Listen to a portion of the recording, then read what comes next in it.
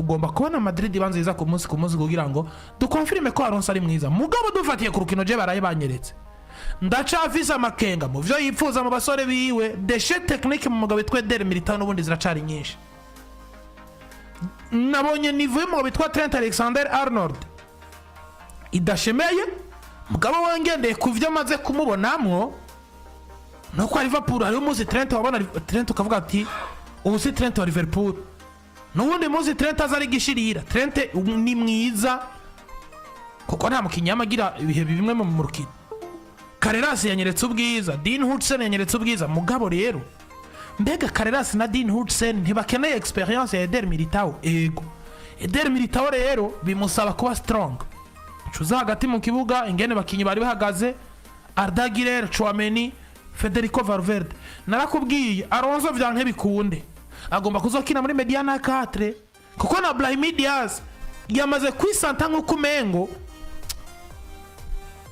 kwa Ancelotti ari mu mwanya yarakwiriye guhabwa aza kwisanga umenga ari sous-estime unamusizi twabonye urukino baraye bakinyi Brahim ni wa mukinyi wa mbere kwa Real Madrid je mba nemera ngo afise dribble zihuta z'umwanya muto arinza tora baro adversaire agomba gusufra mugabo mwijoro ryakeye naravye Brahim Diaz ndiyumvira ngo Brahim Diaz koko yafashwe n'ibintu bimeze gute kugira ngo vyanke yuko yiyumvira urukino rutoyi nka runo ivyo byose rero umugabo bitwa Xabi Alonso n'utuntu agomba kugenda arakosora ku munsi tukabana ngo vyanke raba nk'urwego Mastantono yatweretse yinjiye mu mwanya wa Brahim Diaz mwana afise touche iryoshe umwana afise touche iryoshe aranyaruka dribble ariyemera ivyo bisiguye ngo nakina vyanke bikunde abana bataka bi gukora Rodrygo urabona ariko arahabwa umwanya dushobora kumva yosohoka n'umwanya kuko Jose ntahuri impamvu iminota 90 imbere ya Osasuna Pamperuna hagera ahantu ugakoramo uraza ko Brahim kazana Mastantuono na Garcia gateba kinje Rodrygo yabuze umwanya bibinganyereka ngo mediana 4 ni igomba kuzo kwifashishwa cyane ku mugabo bitwa Xabi Alonso kandi mediana 4 igomba ko bifisa abagabo babiri Jude Bellingham n'umugabo witwa Arda Güler hano nimba ari Fede nimba ari Chouameni umwe mwanya uratakara vya nk'ibikunde kugira ngo Xabi Alonso atore ritme y'equipe yifuza ni ivyo kuri Real Madrid ko batanguye saison kimwe ku busabatsi na equipe yitwa Osasuna ntukubarinda tukabaraba ari muri weekend zari kumwe nande ngakuwe na Real Oviedo equipe ya Santiago Cazorla bazoba yigende Barcelona izobagiye kwa Levante ni tuve kuri match muri rusanga ariko tugaruke kuri Vinicius Junior José Pexao d'Oliveira umusore w'umunya Brazil wa equipe ya Real Madrid bigaragara ngo uko bukeye nuko bwije performance za Vinicius Junior muri equipe ya Real Madrid zitera zisubira hasi mu buryo bukomeye cyane uravye saison yakoze mu mwaka uheze na itari zitarishemeye cyane gose mu biharuro ubona ari nziza mugabo ngo yagize contribution mu kindi birenga 30 ariko ukarondera Vinicius wagenda kuraba Vini uburyohe bwiwe tumuzi ko dribble kwiruka mu kibuga mapasa n'ibindi ku munsi waje Vinicius Junior asotse mu kibuga ku mota 78 niwe mukinya sokanya amanota make cyane atandatu mu kibuga ku munsi waje ahura na equipe yitwa Osasuna wana Trent Alexander-Arnold vyitwa wanashaka yuko Trent asotse akirikana Trent asotse ku mota 68 bivuze ngo Vinicius minota 10 yongera ku mota Trent Alexander-Arnold peut-être minota bivuze ngo mukinya asotse akirikana kuko nka Brahim Diaz yasotse ku mota 68 afise amanota 5 Vini wijoro ryakeye umuntu amuravye hari ahantu nabonye avuga ngo Vini ateye agahinda pe binasigaye kina mu kibuga umusaruro wa Vinicius Junior uteye amakenga ariko umuntu aribaza ni kiko kiratuma Vinicius Junior asubira inyuma mu rwego rwiwe uko bukeye n'uko bwije umuntu yokwibaza ibijyanye n'iyongera ry'amasezerano muri equipe yitwa Real Madrid amaze iminsi ariko arapropose equipe kumwongera amafaranga ari 3 miliyoni zigana kuri 30 ushize ko 20 bamuhemba na 10 z'amabonus ariko Madrid ikavuga ngo turafungira ipipa tugoye kuri 20 uku kongera amasezerano kwa Vinicius Junior ko bakuri ari kimwe mu bituma kumbure psychologique mu musore atameze neza ngo abe utanga umusaruro muri equipe yitwa Real Madrid. Ko bigaragara ngo uburyo yakinyigi kombe cy'Istama Club intango ziwe za championnat umusaruro wa Vinicius Junior uteye amakenga. Ya kumbure kugira ngo abantu bashobore kuba babitahura cyane tubanze dufate Vini tum project gwera saison yitwa ko yabaye umukinyi ari exceptionnel, ari umukinyi adasanzwe, ari umukinyi ari capable yo gufata Madrid akavuga ngo nawo bari Benzema, nawo bari Jude, nawo bari inde, nanje mugomba kubona ko Madrid ifite umugrand joueur yitwa Vini muri saison 2020 sibyo batwara igikombe cya Ligue des Champions yambara nimero 20 mugongo yakinyingira 2052 atsinda ibitsindo 22 atanga assist 16 uruhara mu bitsindo 38 saison yakurikiye batahukanye Copa del Rey gusa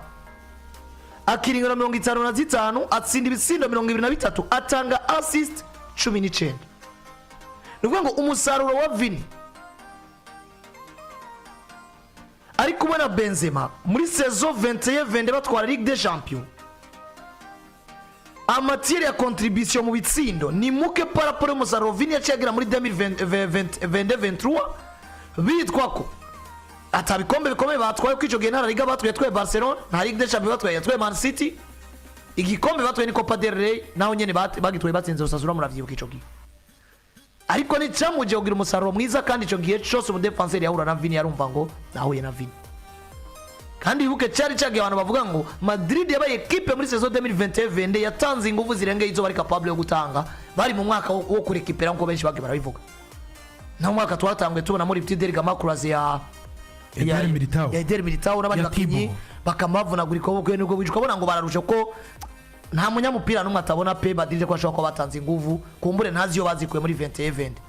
iriya saison bagira ama remontada contre za Chelsea za Paris Saint-Germain batsinda Liverpool basafarinze ari abwiye gucu Faransa kuri finale ya Ligue des Champions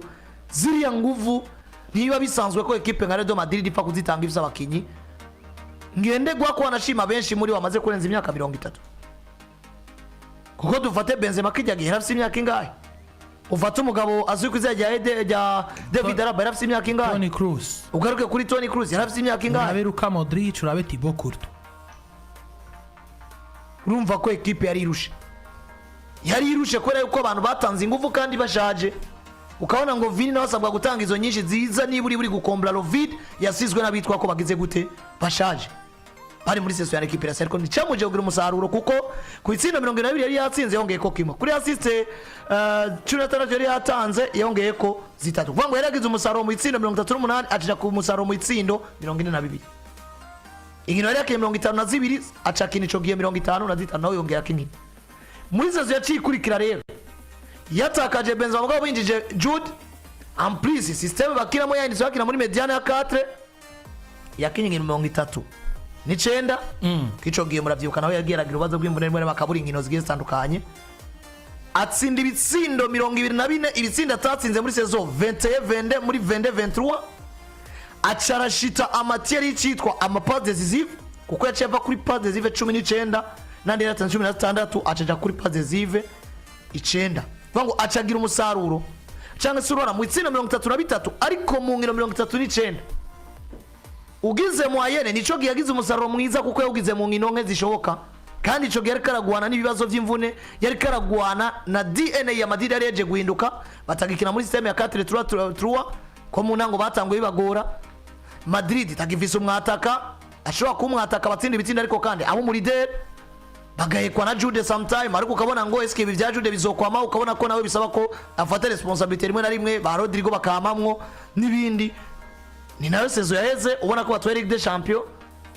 nayo saison yaheze ubona ko batwaye La Liga ubona ko Vinicius yageze katwara Ballon d'Or tuze muri saison ya cikurikira 24-25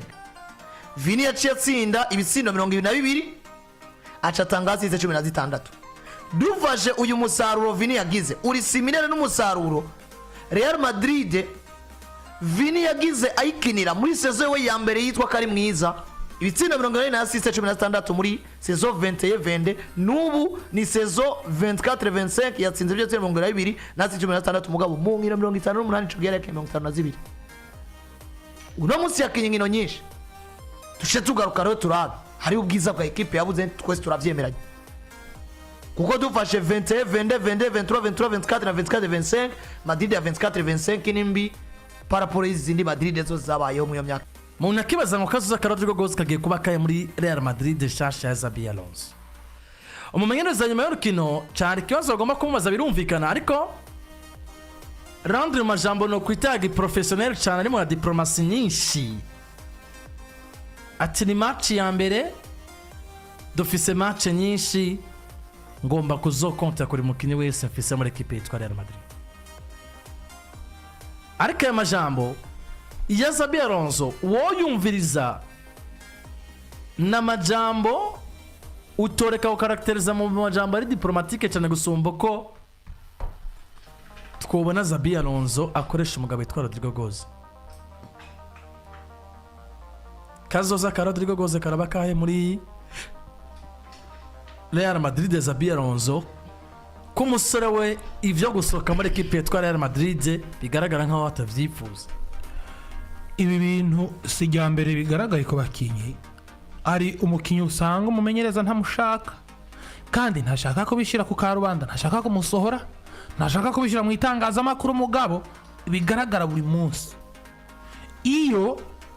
ari mu kibuga canke iyo mumenyereza ari mu rukino mbega remplacement akora zishingiye kuki kuko no muzi Franco Mastantuono yakinye match nziza kandi kudo chapeau kuri we ivyo umugabo witwa Xabi Alonso yagerageje vyakunze mugabo nagenda gutangarize ngo zijya nguvu Mastantuono yatanze mu kibuga meme nizo Brahimi yatanze ndisir ko mwana Rodrygo afise ubushobozi bwo kuzitanga defo kandi wanajaka Rodrygo nta munsi urigera ubona ariko akina yevariwa kuri Mbappe na Vini umwana arabizi ko yaba Vini yaba Kylian Mbappe baransumba urwego mugabo kunsumba urwego singomba kubiprova ahubwo ngomba kwerekana ngo nanje nubwo ntogereranywa na Vini na Mbappe mugabo ivyabananiye mwo bintuma muri Madrid nk'umukinyi mukuru ako kantu rero Rodrygo aragafise gusumba bajya bana nka Brahim Diaz ndetse no witwa Franco Mastantuono. Jen mangerageje kuraba Xabi Alonso na Rodrygo gozi peut-être ko ashobora kuba yarinjiranye amakuru mabo mu witwa Xabi Alonso ko mwana yitwa Rodrygo kuko ugiye kuraba jewe novuga ngo mu gikombe c'isi c'imigwi Rodrygo yakoreshejwe kangahe ako yakoreshejwe kose ntubona ko hageze ahantu hataka Mbappe na Vini nako Mbappe na Gonzalo Pito Vini na Gonzalo Mbappe ari agwaye hakagera ahantu tubona ariko akina mu mediatere bane hamaze kwiyongera mu Ardagirere burya Rodrygo ni minsi yose yaje mu kibuga ntiyaje mu kibuga asomeshejwe ku nturire mugabo ndiyumvira uno munsi niki Alonso ariko arabona muri bano basora ashira mu kibuga ko babitweretse n'imiburi buri nk'inkino nka 2 canke 3 système de jeu uri kuripfuza Rodrygo atoshobora niyi Rodrygo ari fort techniquement Rodrygo ari fort mu kudribra Rodrygo ari fort mu gutsinda Rodrygo aranyaruka none Alonso hari ikindi kintu gitandukanye n'ico yipfuza mu mukinyi tuze implement je ndabona Alonso yiteguye kugira total divorce total hagati yawe n'umwana yitwa Rodrygo goze tout simplement ntabone ikintu na kimwe nosigura ngo ushingiyeko kuko no munsi uri umukunzi wa Real Madrid uri umukunzi wa Barcelona uri umukunzi w'inkino muri rusange Rodrygo gozi n'umukinyi mwiza wo kwifashishwa mu gihe bikomeye je naravye nk'urukino Real Madrid bakinye Kylian Mbappe akora iyo kosa te penalty mugabo ubwo Osasuna Pamperuna yo kugombora mukagira egalisation ibinyamakuru ravyokoka par contre Rodrygo gozi ndabizi ngo hari nk'inkino zirenga 4 canke 5 kwa Madrid ya deprose situation nka zino equipe yakugoye umwana arakorokeye mu kibuga hindura urukino direct imbere na equipe mato hoje Rodrygo siniba Rodrygo sino nta rukino na rumwe rubaho goba rukibaho ntotuma Rodrygo ngo aje kundonderera intsinzi rero na Xabi Alonso kumenya ngo mbega hagati yawe n'uno mwana hari ikibazo kimeze gute kuko je ndiko ndaraba mercato ntirarangira no maze turigenekerezo rya 20 hacasigaye iminsi 10 umwana yitwa Rodrygo Goz no muri Jenzo hebure ko atazosohoka muri equipe ya Real Madrid mu kwezi kw'icenda igenekerezo rya mbere niho hano nzobona ngo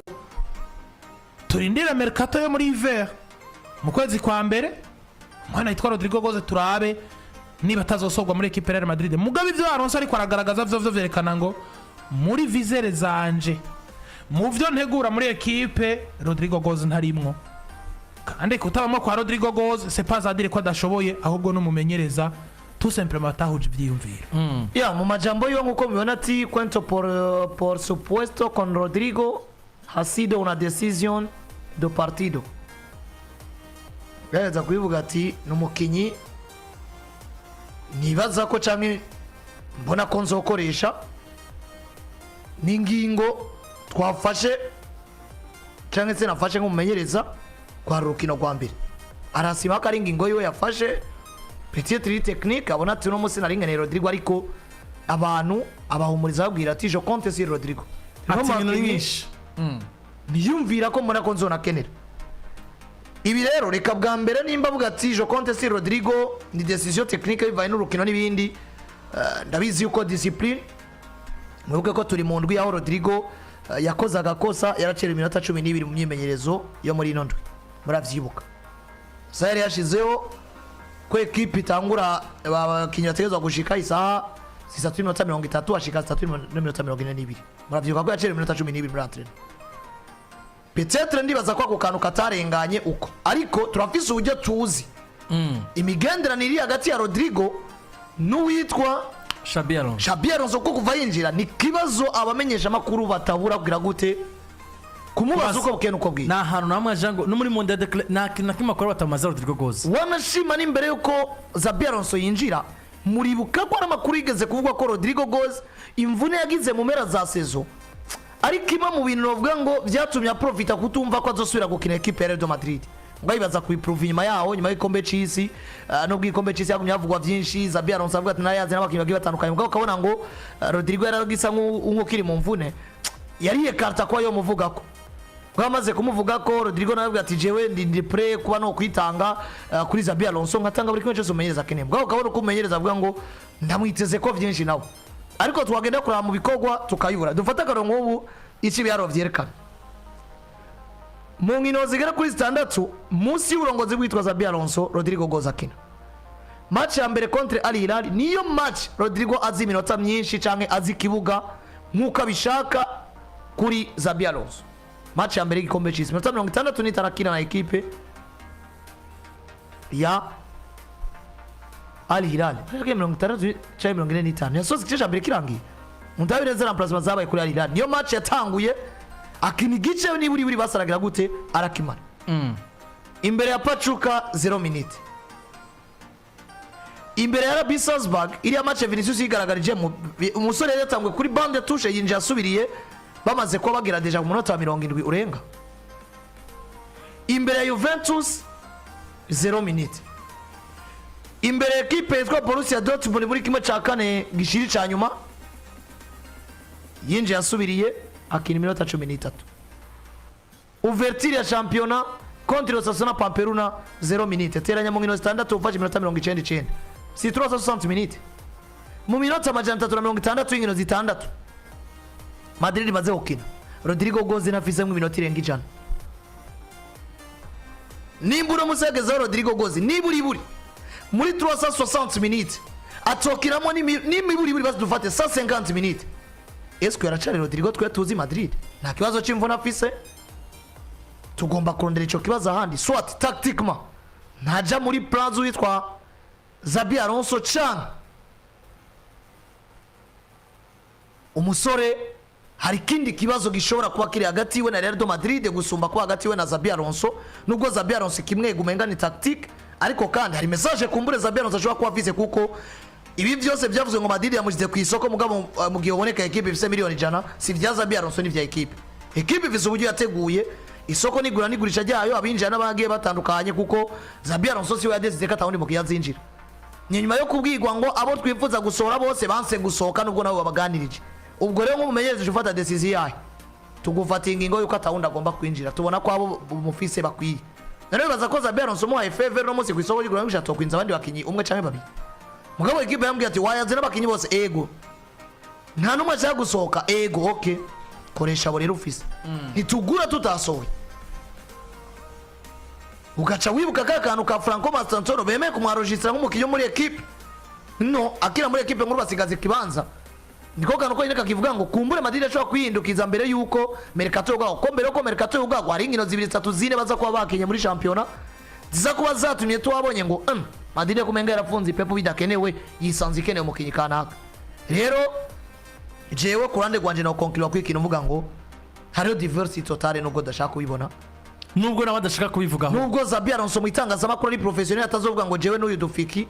kandi nakana mu itangazamakuru nikabishira hagaragara uko uvuze ko ari ico mupfa gacakwaza ziwe mwahuriye kandi umukinyi mudahuza kubera ko ataguye ibyo ushaka tactique cyangwa muri tactique zawe atazirimo ntuco uvuga ngo ni beef.